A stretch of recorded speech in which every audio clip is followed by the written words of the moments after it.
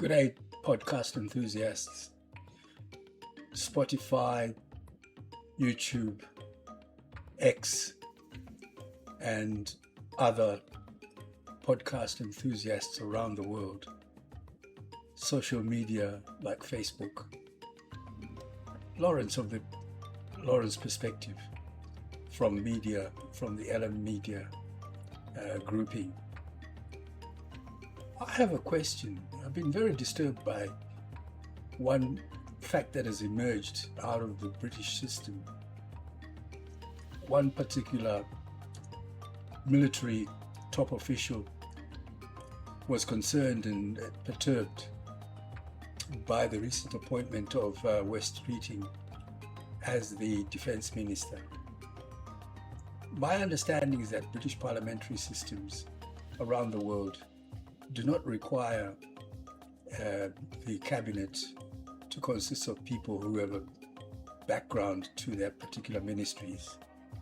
It's basically a free-for-all, and the only requirement is that there be a member of parliament, a member of the ruling party, and also have particular skills in managing people and resources. And Wes Streeting, to me, fits that mold quite effectively.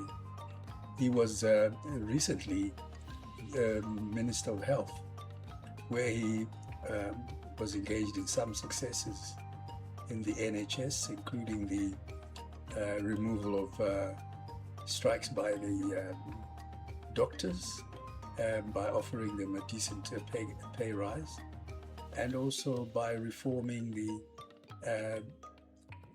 issues pertaining to the long-standing queues for surgery in the NHS system. If I compare it with America, where the Peter Hegseth, he's got a military background, and his military background obviously gives him more kudos to run defense or war effort, and in that regard he can be seen as more of a militant.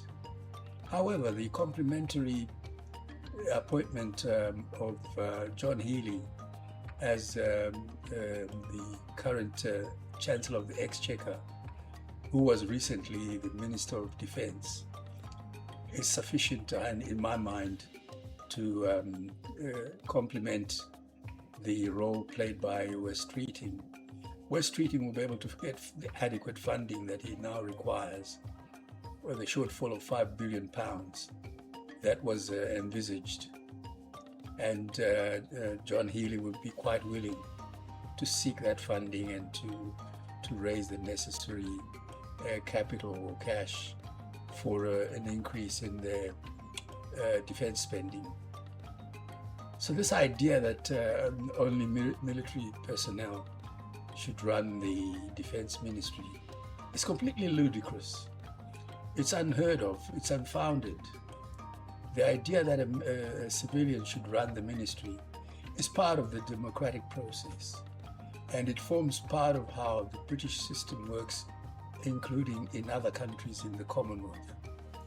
The illusion is that you can't have a doctor who's in charge of health and a teacher who's in charge of education, and likewise a military man in charge of defense. That just wouldn't work.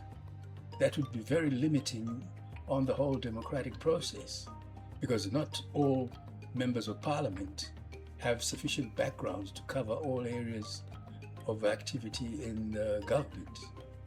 So it's not everyone who can find a teacher, a doctor, or a lawyer to be in charge of various ministries, or an economist, or an engineer, for instance.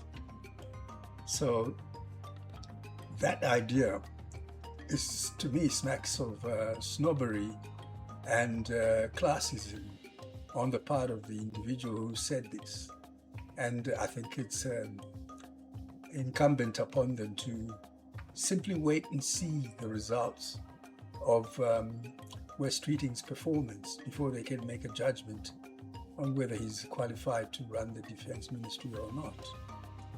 In a similar fashion, we can argue that we wait to see whether John Healey will actually deliver on the Exchequer role as well. Even we can go as far as saying the Andy Burnham, his role as the current Prime Minister will be called into question because he was a mayor of a large city. To be a mayor of a large city is not the same as being the Prime Minister of a whole country. So there will be some issues there as well. But I take the view that, in all fairness, all appointments will be scrutinized, will be criticized, and will be analyzed to the nth degree, depending on who has made the announcement and the appointment. So therefore, it's a wait-and-see game.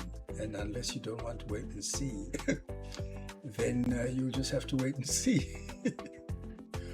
If you get my drift. So I'll take it that we will, going forward in the next few months, we'll be analyzing, we'll be checking the performance of the individuals concerned, and we'll give them a rating out of 10 as to their performance. But I remain confident that Wes Streeting can deliver. I have every reason to believe he can. And I think all those people that are indicating that he may not are simply looking through a very narrow lens. And that narrow lens will effectively blind them and may even end up with them falling over because they can't see where they're going. I take it from there that if you enjoyed this, just subscribe, like, and view all my other podcasts available on YouTube, Spotify, X, and wherever good podcasts are found. Lawrence of the Lawrence Perspective. Thank you for your time.